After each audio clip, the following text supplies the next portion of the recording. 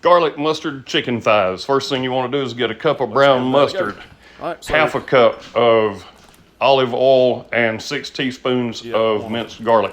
Put it all in the bag with your 6 like it is. thighs. Mix it up real good till it looks like that. Then you want to stick it in the refrigerator for up to 8 hours. Get your grill good and hot.